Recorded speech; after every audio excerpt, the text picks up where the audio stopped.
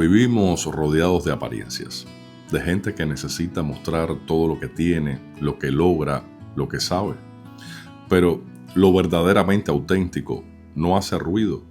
El valor real es silencioso. Una persona noble no necesita anunciar su bondad. Un corazón fuerte no necesita presumir su fuerza. La humildad, la sabiduría, el amor genuino no hacen escándalo.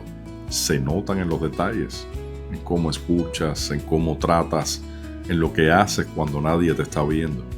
No te preocupes si nadie aplaude tus esfuerzos. No te frustres si tu crecimiento pasa desapercibido, porque lo auténtico no necesita validación. Lo auténtico habla por sí solo, aunque nadie lo escuche. Recuerda, no te enfoques en parecer, sino en ser.